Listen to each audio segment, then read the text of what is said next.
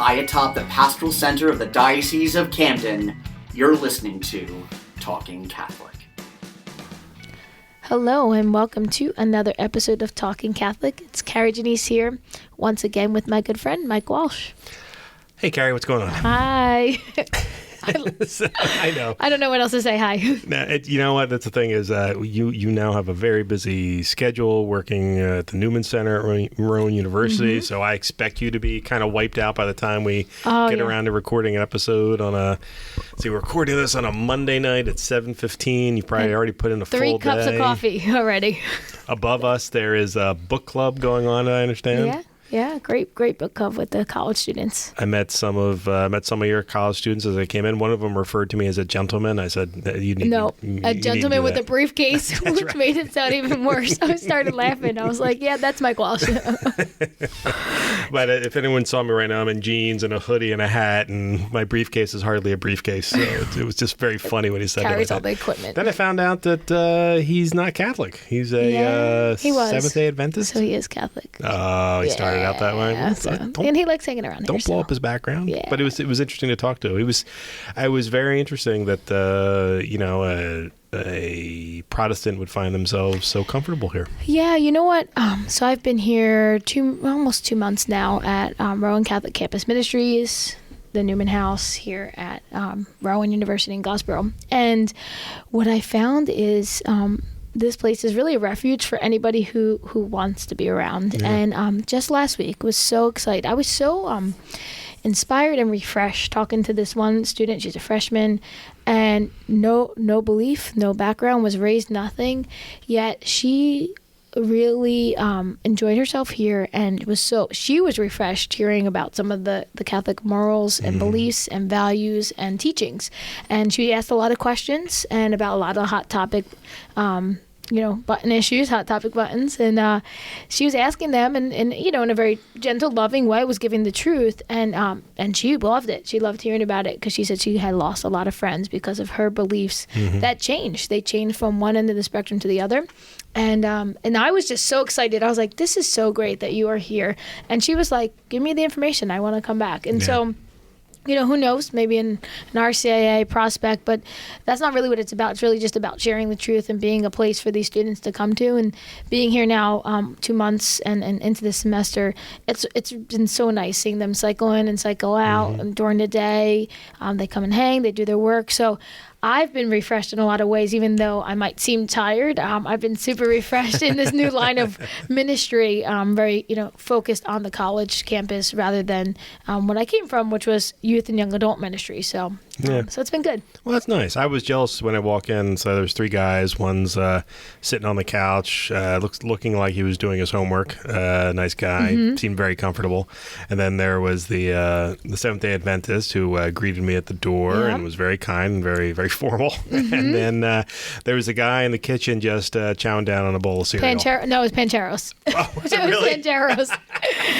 Yep, and my Pliables was sitting on the counter there waiting for me, and then you walked in. I'm like, okay, I'll eat it after the podcast.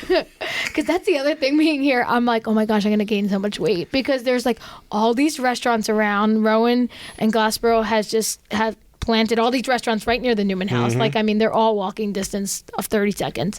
And I find myself going out to eat like a couple times a week now. Yep. And I'm like, oh, this is not good. So last week I was like, I'm packing my lunch every day because I got to stop this. But although you do have the benefit of, now granted you have to be in the building a lot, but you also have the benefit of being on a great walking campus. Oh, you can definitely get your steps in around here. Yes. Because I do. Yeah. I'm less than a mile Having away. gone here, that's what I always did. I always walked around. And it's nice. Father Rossi likes to walk around and pray his rosary around the campus. And I think that's pretty cool. So may start doing that myself. But we do it every day here actually at 2 p.m. So I get at least one rosary in daily, nice. Which is so nice praying in community.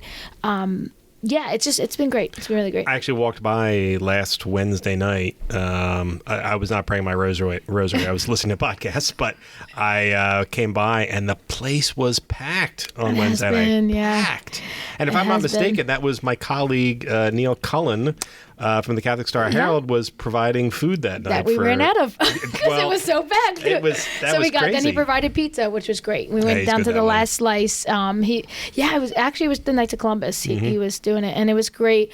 It was so packed. Every week has been really packed to the brims, and I've been turning down the air conditioning earlier in the day because it's been warm, and I'm like, I need to get it cold because once bodies get in here, it gets really hot, and that's how hot, like how packed it's been because it's just been getting warm in here, and I'm like, this is awesome because there's people coming and they're seeking, like that one student I mentioned, and many others, and others that have been a part of it, and it's been neat because, you know, I know ministry, I know how to run ministry, I've been around ministry, but I haven't been around these particular students. So I don't know who's new and who's carrying over. And what I'm hearing from those that have carried over, particularly the e-board members, is that it's a ton of new faces. So God is doing something. The Holy Spirit's moving.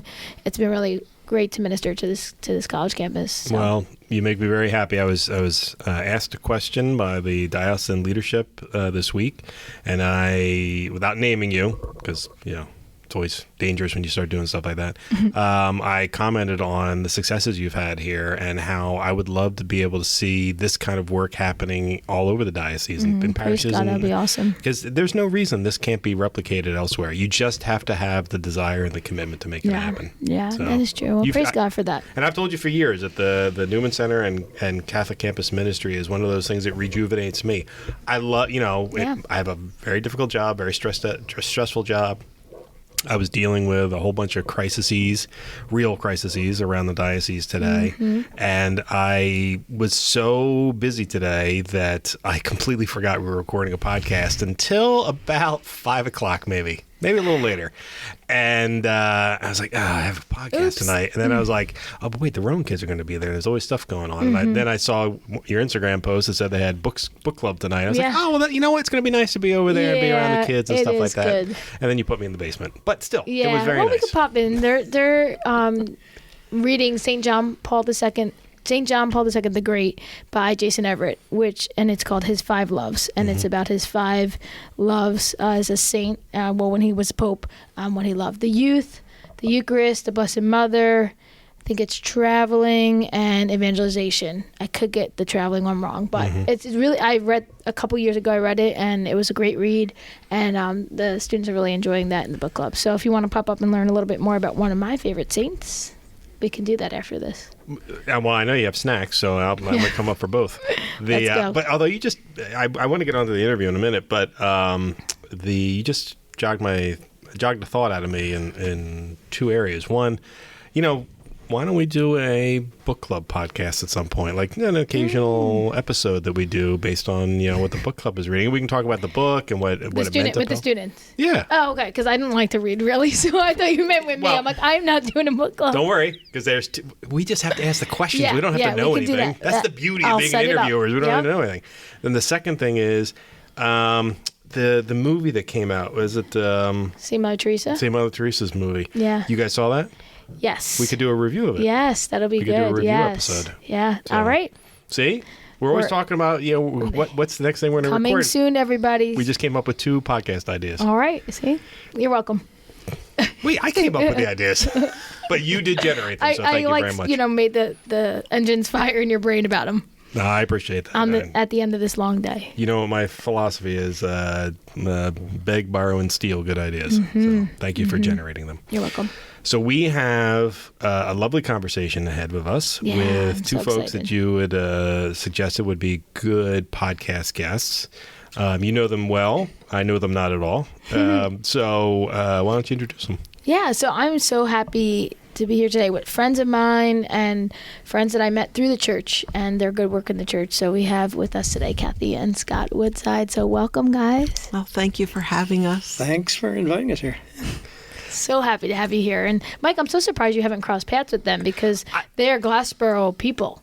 They are, and you are a Glassboro. I am. I was baptized at St. Bridget's in 1972, and my family was a part of the town. And then I moved into town. I lived in Clayton for a while. And I lived in Woodbury for a while, and then I moved here 15 years ago. And their faces are completely new to me. I've never come across them. But keep in mind my personality, which is if I can avoid meeting someone, I will. So. We get it.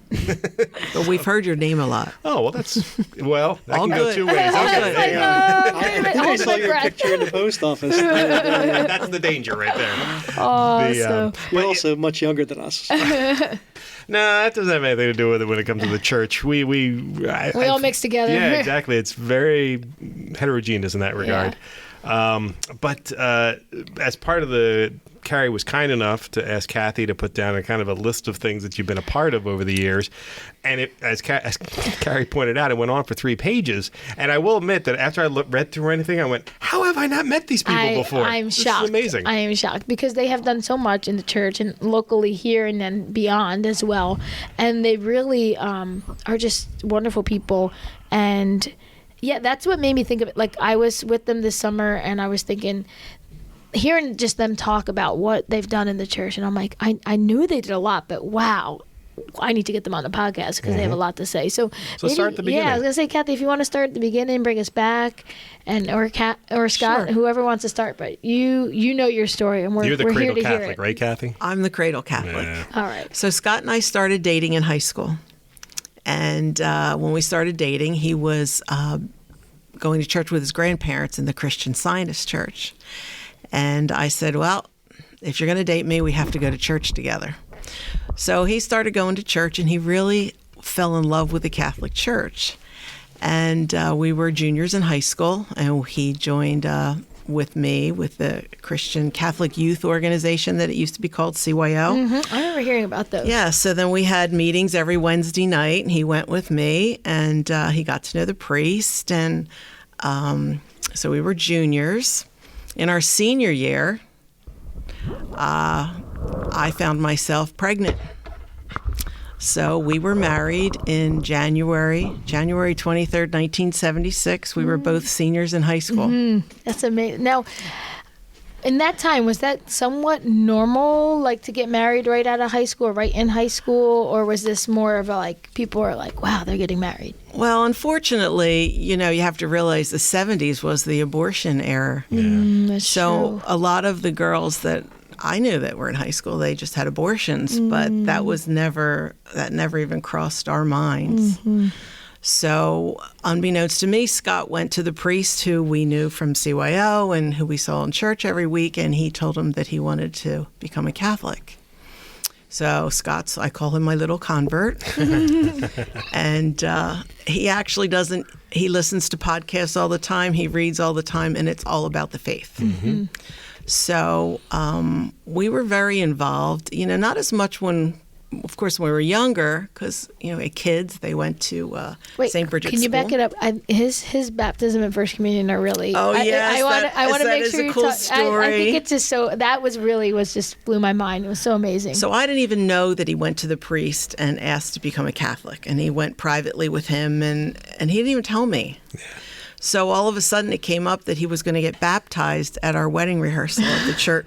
Oh. And my parents are his godparents. Aw. And then on the day of our wedding, he received his first Holy Communion. Wow. so beautiful. So, Talk about putting them all together. we That's did 3 nice. sacraments that weekend. That was a busy God, weekend. that's wow. And my confirmation was also at St. Bridget's, so I had all my sacraments at St. Bridget's, just like you, Mike. Very nice. But I was Yes. working for a great Italian man who managed a Chinese vegetable farm in Monroeville. So as a teenager, before I even got my driver's license, I would drive to Monroeville. So for all through my high school years, I would work on the Chinese vegetable farm in the summer times. Yeah. And so he was my sponsor for confirmation. So between Kathy's parents and my boss Izzy, it was a great story. Wow. Yeah. It That's was. awesome. It's a great story. So we'll be married almost 47 years in January. Wow, that's amazing. What a beautiful relationship. So you said you're a young couple now, raising your son, you're in the church. What is some of the first things that you start to get involved in? This big, long list that we have. Well, the first thing, of course, it wasn't the normal way to do things, of course. So our first thing was that we decided that we were committing ourselves to a Christ-centered marriage. And I firmly believe that that's the only reason why we're still married, because we beat the odds. Yeah. When you look at the odds, they weren't in our favor. his family wasn't really too crazy about the fact that he was converting, so that was an obstacle. Yeah.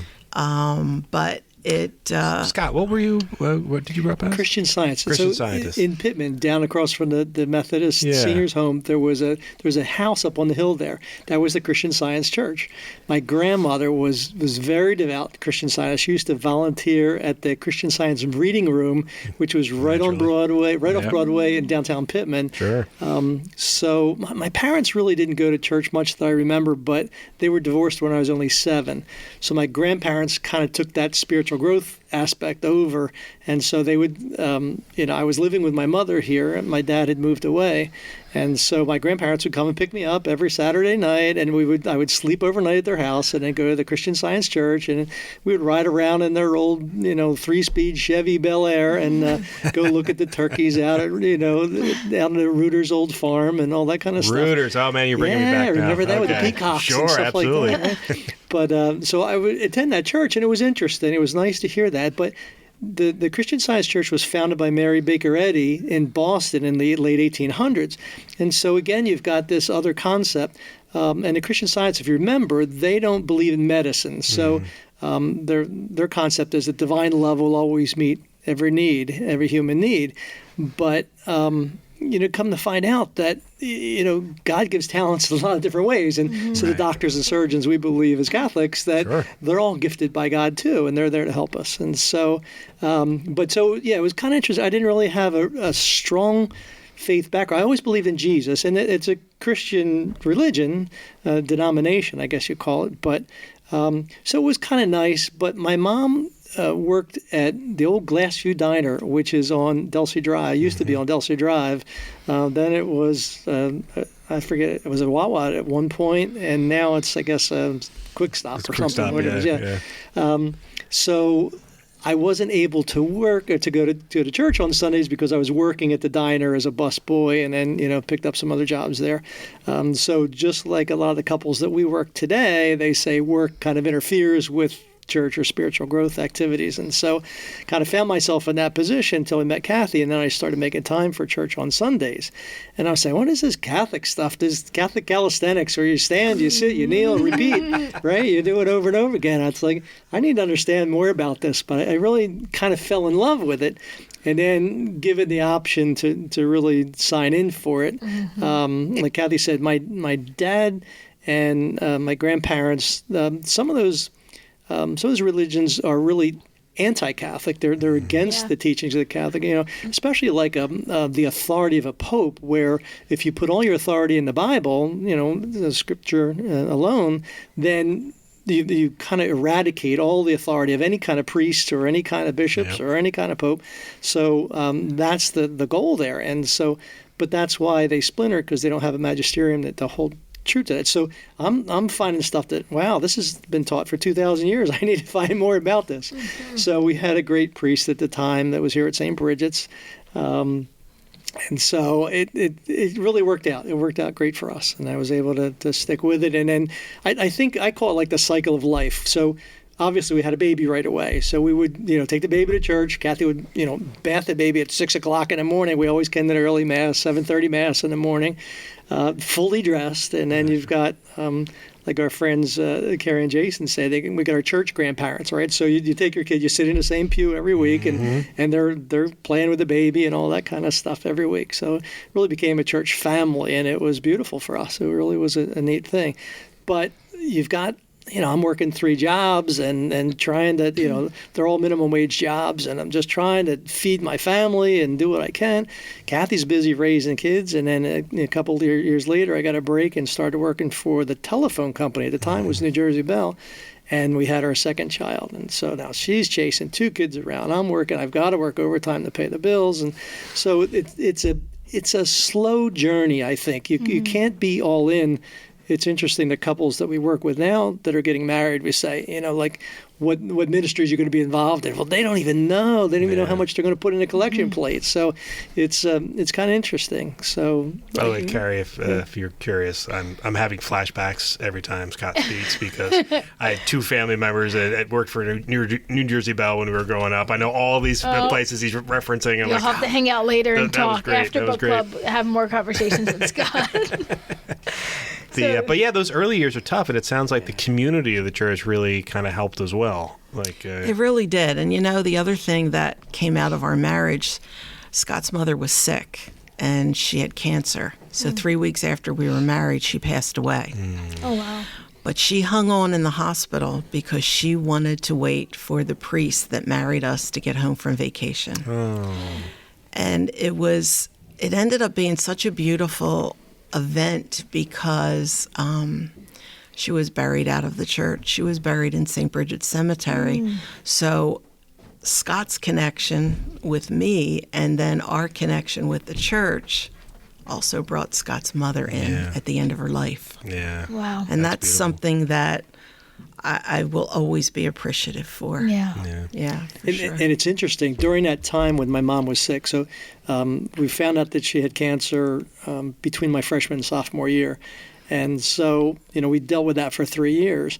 But during that time, we met a woman who was a nurse at the hospital who has since become our best friend, Carmen and Kay Alberti, who are good friends with Kari. I was just speaking Alberti's, about I know. Right. So they're very active at St. Bridget's Church. Kay, I know, yes. And, great photographer. We're very involved in Respect Life together and all that kind of stuff. But that's where that meeting happened. And she was a nurse over in Washington Township, and she was helping with my mom. And so it's kind of interesting how that all the connections. Generated all the connections. That is amazing. So then so our children were in Catholic school, so I was very involved in PTA. And I was a room mother, and I was all the fundraisers, and Scott was always right there with me when he wasn't working. He was right there doing that. So it kind of started out like that until our kids got a little older, and then we were always pro-life and have always been involved in pro-life activities. But then we started marriage ministry. So we just... That's how I know you. Like in my mind, I knew the pro-life, but it's just like marriage. Like that's always how it comes to first to mind. And we just had pre-Cana Saturday. So it's fresh. We still do pre-Cana for Mary, Mother of Mercy, and St. Bridget's University Parish. So, and others down the shore when they ask us if we can help out. But we just had pre-Cana this weekend, and we do pre-Cana. Once the diocese put it back onto the parishes, the priests were like, okay, what do we do now? And so they said, you guys have experience because you were with the diocese team. And I was like, yeah, we do. So we got involved that way, and we kind of started... we developed the whole program. So after that, a priest approached us and said, we think you'd be a great facilitator for Focus. Now, Focus is a communication survey that all couples have to take before they get married. So we do that with them. So we actually meet with the couples 3 times before we get passed back to the priest for their sessions that they meet. That is so needed too. I mean, I'm married 15 and a half years now, so it's been some time since our Focus. But I remember just the importance of that and some things that have come up. And even some of the young adults that were in my ministries that have gotten married over the last few years, referencing the Focus, the test. They call it the test. And I would joke, we're going to fail the test, Phil, when we were taking it. That's my husband. But we actually scored really well besides communication, which is still a struggle. Kind of go figure today. You can't be perfect all the time. I know, right? No. But I remember just speaking with the couple. It was Deacon Longo and Peg, and them sharing with us just some things. And it was like to hear it from real people. It just meant a lot. And I know that's the purpose you serve to these young couples. It's like, life isn't perfect as a married couple. Actually, it's hard. You got to, work through it and struggle through it. And there's going to be times. And it was nice to hear that, just from real people that have been married a while. So I'm sure these couples remember every word that you tell them. It's so important. Yeah, I do think a lot of them do. Yeah. A lot of them do. But I think that being a facilitator, it really helps get out some of the difficult things that never came up in conversation with them. And then they have a sounding board. Yeah. Because it was something that we're uncomfortable with. And we've noticed that a lot lately with our couples. It could be in-law things that the other didn't realize that they had those feelings. And it's like, you encourage them to work through it, but you also point out the fact that, we like to tell them that when you get married, think of your marriage as a corporation and you have to protect it at all costs. You always have to include your family, never alienate them, but you still have to do what's best for you as a couple. Yeah. And I think that's really hard in some families, is what I'm seeing. But, we go with it as a business view. Look at it as an entity. You have to protect that entity at all costs. I like that. Yeah, so. I love real world examples. I'm also realizing that I don't know if I can remember any of my pre-Cana stuff. I know we met with the priest. We've been happily married 20 years. So well, we've definitely been married 20 plus years. Happily, I find that that tends to ebb and flow like any married couple. But I do remember going to Engage and Encounter, which was the weekend away that we did that. I don't remember meeting with I don't remember taking a test, and I don't remember. How old is that? The test is about 20 years. Oh, 20 years we old. just beat it then. Yeah, 23. But your Engage Encounter would have been your pre-Cana. Yeah. Because you had 2 options. Usually they gave you an option. You're an expert in communication, so you're blessed today with a lot of different ways to make an impression on somebody. True. So when we first were invited to do, Monsignor Tracy was over at Charles Borromeo in Turnersville, and that was one of the hubs of the diocesan-run leadership team there. That's where we were invited to go to. I feel like that was a hub for everything. Everything in the diocese is at St. Charles Borromeo. Great basement, right? They do have a good basement, and the hall. Yeah. So that was around the year 2000, and I think the real reason we were invited because nobody else would do the sex and sexuality talk. That was the one everybody wanted to avoid. So you talk about trying to make an impression. Our first talk, I put a clothesline across the stage where we present behind the podium, and each segment of the talk, there would be, little stories about, people, ways to become intimate with your spouse and whatever, and just little stories, a lot of neat little things. But one of them was how I used to buy a sexy nightie for Kathy if we were going away on a little weekend trip. So I'd hang that sexy nightie up on the clothesline, and all their eyes would be wide open, like, where's this talk going?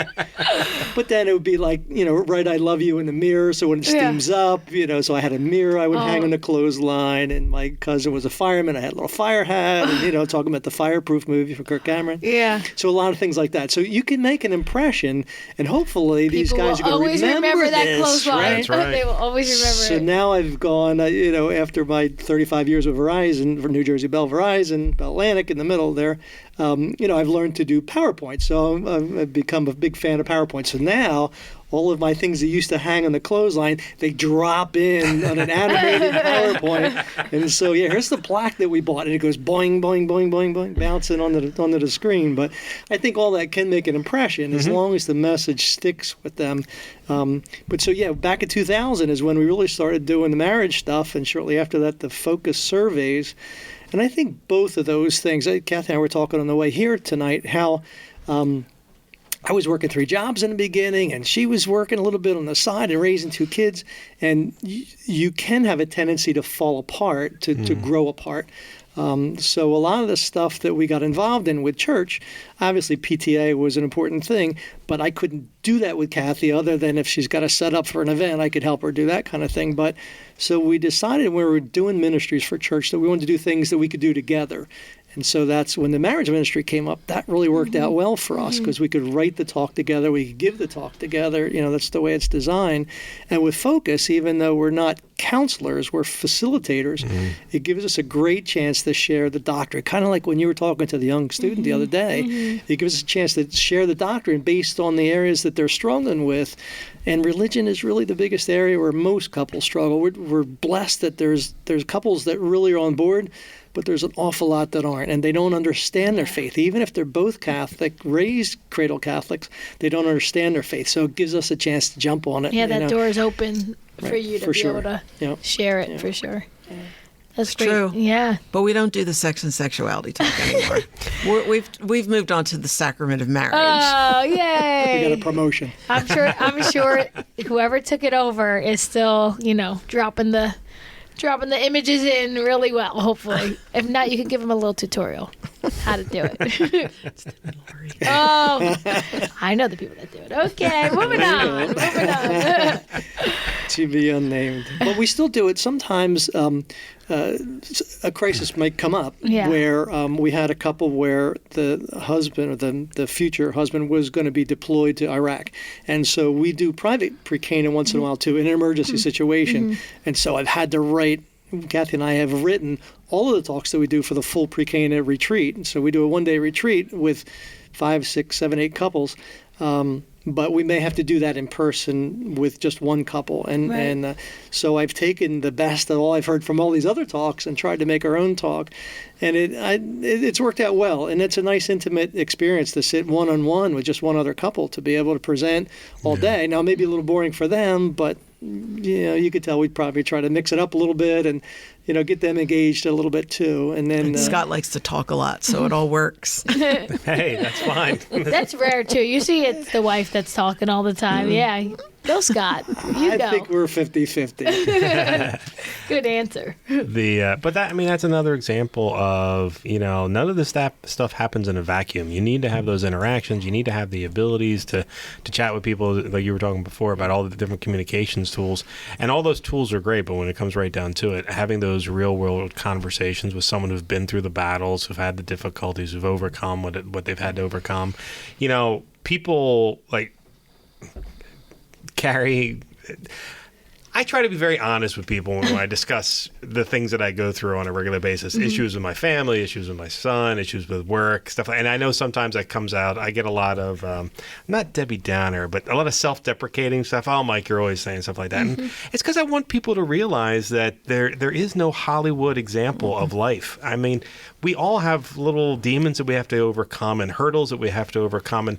And I want people to know that, people who are listening to this podcast or read what we put in the newspaper, I want them to know that they're not alone, that we've been through all of this. That's the one benefit of age, is that I've been through a lot more than people who are 20 years younger than me. So let me try to help you out. And that's what you do here, Kari. That's what you do at Newman Center. That's what you did. I just always put a positive spin on it. You always seem to put a negative spin on things. So. A lot of social media, like Instagram, you only see, we're traveling to Hawaii. The highlight reel. Exactly. But the bad stuff you don't recognize. And so this gives us a chance to, especially with the focus, because if they're honest with their answers, that's when you can see that there's a conflict someplace. And maybe they don't even know it because they haven't talked about finances or their parents or, the way they were, their family of origin stuff. And so once they get together with us, it gives them a chance. And we say, look at each other when you're answering. You don't have to, describe it to us. You need to explain to each other why you feel that way because, you're the guys who are going to live with that. And it's important. It's funny because of my background. My parents were divorced years after we were married, probably 15 years almost. Kathy's saying, I think I figured out your problem. Well, let me lay down on the couch. She took some psychology classes at college. But it's the truth. That sometimes you can work things out and people can point something out to you. And so if you're open in your relationship, you can take that feedback and run with it, or you can, it can drive you away. But I think in our case, it worked out better. And I realized that, hey, I'm an adult. I can make my own mind up. I can, I'm not defined by my background, basically. And so it worked out good. Yeah. I think what we're trying to work on a little bit more with our pre-Cana couples is we're trying to get them back to the sacraments. That has definitely been such a lack in their life that I've really been pushing confession. Oh, sure. So the last 2 pre-Cana sessions, not this one, but the one before, I had 100% participation with confession. That's amazing. This time I had almost all of them, but there were a few that held back a little bit. But I just think that explaining to them that they need to be in a state of grace to receive communion, and a lot of them don't understand that. So I think it's really important that they also get the nuts and bolts that they've missed along the line with their being catechized. They just, it slipped through the cracks. So true. To talk about that for a minute, because we've brought up confession on the podcast a lot, and people's reticence to embrace it as an opportunity. In your conversations with these young people, did they tell you why the ones who wouldn't go? Did they tell you why they didn't want? Yeah, some of them because they hadn't been to confession since they had their first confession. And a lot of times, too, I mean, it's unfortunate, but some of these things fall on the backs of parents. If you're not setting the example, sometimes that's what happens. So it's unfortunate because I always just say, go to get the grace from the sacrament. Just go have a little chat. Yeah. I had one guy say, I'm not Catholic, but can I go? And I was like, go talk to him, sure. Yeah. He's not going to throw you out of the confessional, I promise you that. But, it's been very heartwarming the past couple sessions to see so many of them. Because before I'd get one or two. Yeah. And now we're incorporating inspiring. it into the pre-Cana. That's how we start our pre-Cana, with confession, breakfast and confession. Wow, you start with confession. Yes, Wow, we do. Get the tough one out early. Well, because they go to Mass in the afternoon, and I want them to be able to receive communion. Yeah. So beautiful. But I'm sorry. I was just going to go back to the sacraments overall. You're absolutely right. The sacramental life has definitely taken a hit over the last 20 years. Famously going on right now is the Eucharistic revival, because so many Catholics don't understand what the Eucharist. I mean, but the source and summit of our faith is that they don't understand what it is. But it's true of all the sacraments, quite frankly. In most regards, I don't think most people understand, or the nuance, and I certainly know it with Catholics in my own life who have no problems going up to communion to get, the Eucharist. And I know what they've been saying and what they've been through. And I'm like, I know you didn't go to confession. Yeah, but how do you have that conversations with people? So it's fantastic that you are having those conversations. I think if you approach it in a gentle way, because we have to expect a little bit of respect from them. Yeah. So, okay, we're leading this, and you're stuck with me all day. So let's just get this done. But I send them an email prior to pre-Cana, and I give them an act of contrition. Yeah. And I give them reasons why you should go to confession. And I think they're already knowing that something's coming, So then I say, we're offering the opportunity of you receive 2 sacraments today. So I just want them to be teachable moments. I think that's one of the other things that we've added to pre-Cana recently, within the last 2 years. We've always been able to gather brochures. So you're almost fire hosing with so much information in the course of that one-day retreat, right? So we have 6 or 7 talks that we do, and we have 3 or 4 different presenters, and usually a priest comes in and does the morality part of it, whatever. But they've got a great workbook that we work from that helps tie everything together, but they don't get through the whole workbook. And we have a whole stack of pamphlets that we give out, little brochures. And so within the last year and a half or 2 years, I put a presentation together, just a brief presentation, and I go through every brochure, and I say, look, take a pen and put a star next to this. I'm going to read you 3 lines out of this brochure that I want you to recognize what's inside this, and then I want you to go back and read the whole thing. Because it's more information that they can really digest in one day, but I want to present it to them. And so we do not only doctrine type stuff and stewardship type stuff, but also prayer opportunities like the Eucharist, like adoration, like the Rosary, Divine Chaplet. So those kind of things we present to them, and we explain it to them, and we make them open it up, and we make them highlight the areas that I say are important. And then hopefully they'll go back and say, that really piqued my interest or whatever. So we do talk about the Eucharist. The sacrament of marriage is a beautiful talk, but we don't get into all the sacraments. And so having those brochures can broaden it. And the other thing we do, if you're familiar with Gus Lloyd, sure. He's a Catholic radio talk show host down in Florida. And his thing is, you need a 60-second message. You need almost like that elevator pitch. Sure. And so he's written a series of books. It was the church has there's 2 volumes, and then he goes on about the Mass. So it has 3 little booklets, and each booklet just in one page it explains doctrine. It might be about Mary, or it might be about the saints, or it might be about anything, but they're really great little booklets. So we package those up and give them to them and say, keep this by your nightstand every night before you go to bed. Read a page or two. It's great. Or use it as a reference, and then it points you to further references if you really want to get deep into it. So there's a lot of doctrine going on, a lot of teaching going on during a one-day pre-Cana session, and hopefully they go back and look at that information. They don't just stick it in their drawer. Yeah, it's a lot. We do give them a lot of information, but we also do some real-life issues. I mean, the infertility issue. And that's one of the big ones that I always recommend they talk over, because it's a real-life issue today. Divorce. You hate starting pre-Cana off. Tell them that 40 to 50% of you will probably be divorced. But it's a real life stat, and it has to be talked about. But we give them the solution to it. And so here's the bad and here's the good. So. Yeah, and you giving them all the information going home. I mean, I was just sitting here listening, and I'm like, how many lives you must have touched, how many marriages you really helped probably along the way, just from those little packets, the little presentations, something you said that stuck with them. That is just so amazing to hear, because you've been doing this how long now? How many years? 20-some years. That's a lot of marriages. Yeah. There's a lot of people. A lot of people. So we did it on the diocesan level. We had 120 people in a session. Yeah, there would be 50 couples down in the basement in St. Charles. And it was awesome. We had like 7 small groups. You'd break into a small group after a major talk. And but it's it was actually so much fun. More personal now. It is. When you have 5 or 6 groups. And when we lived around here, before we moved to Cape May, we had them right in our house.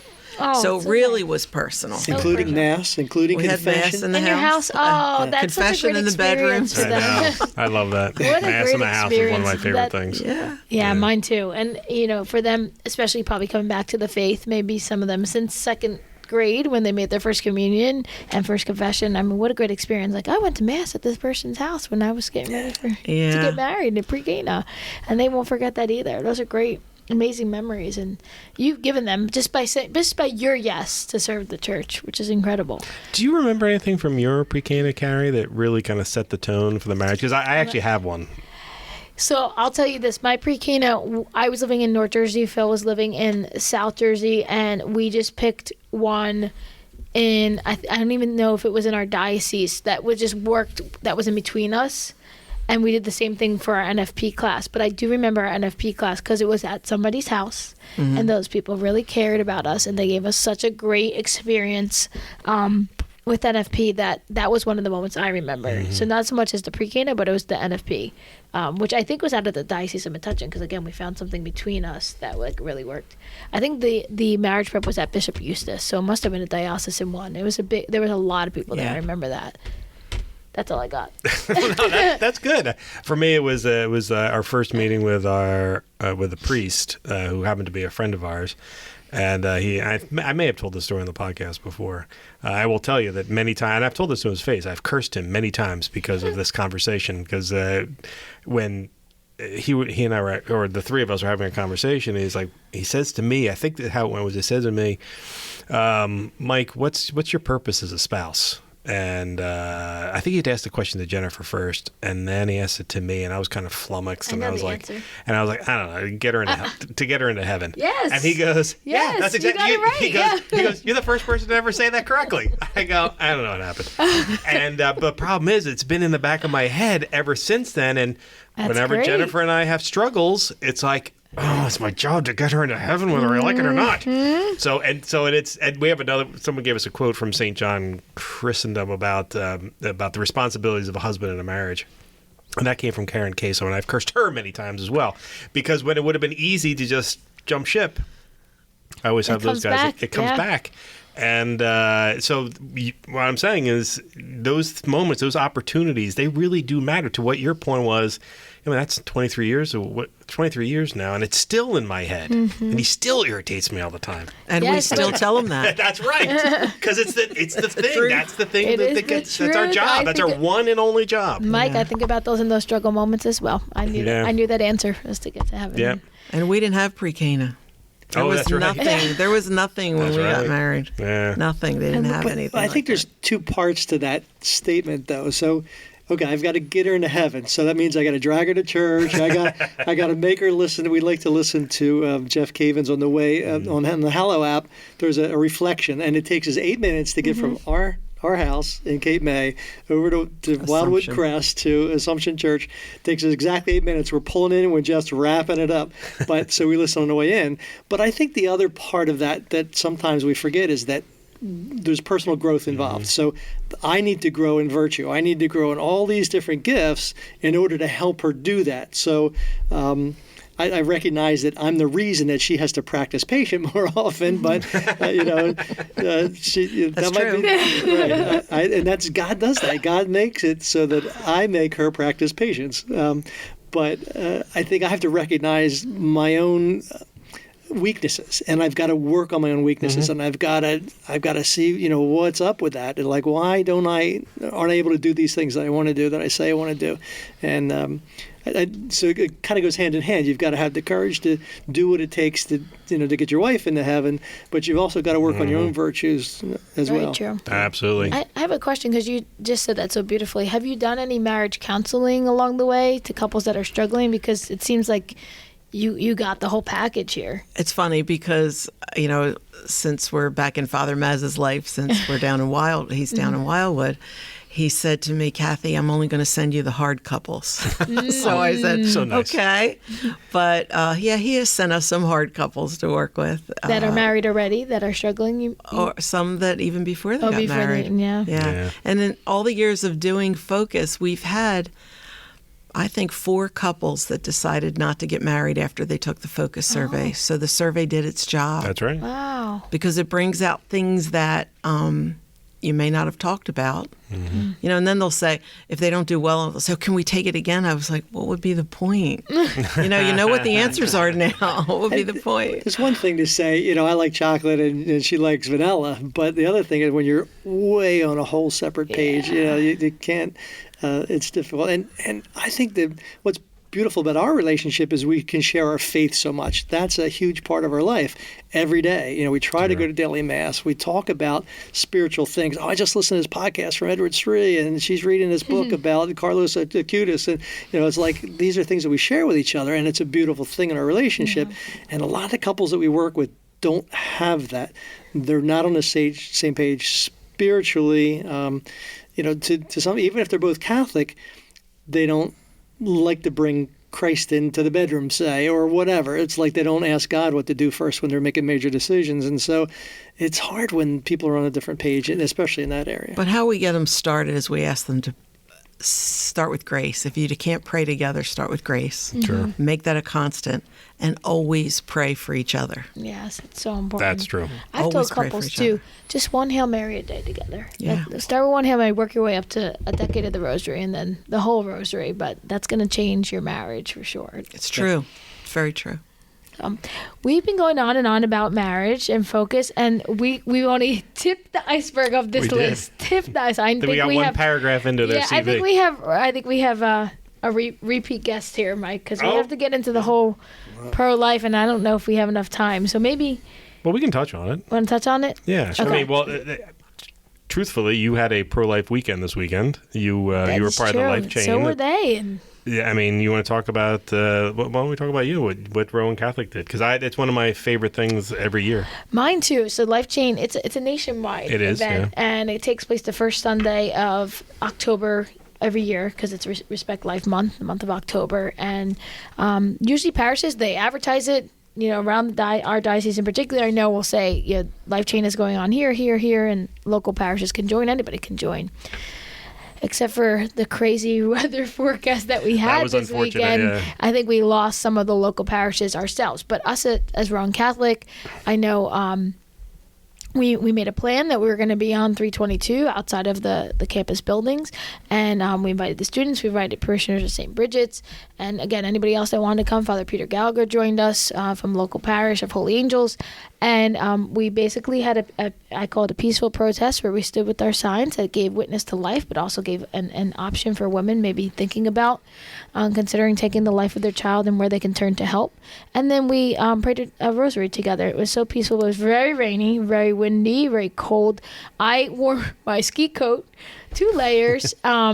gloves, and I was still cold and soaked by the end. But it was worth it. It was almost like, in some ways, I kept thinking two things kept coming to mind all day when I was kind of dreading this afternoon, because it's usually such a great event, because it's usually a nice day, an October afternoon, sunshine, and it's usually in the afternoon. It's just perfect, setting with the sun and all.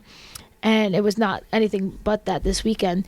And I kept thinking, you know what? If there was a woman that had set this in her schedule to go to the clinic today, and it was a rainy, bad day, that probably wouldn't turn her away from going to the clinic because it's rainy out. So I'm going to stand here and do this because, I want to give witness to life. The second thing is, anytime it rains, I always think, and I have to be outside for it. Like, it's been an eye race a couple of times and all.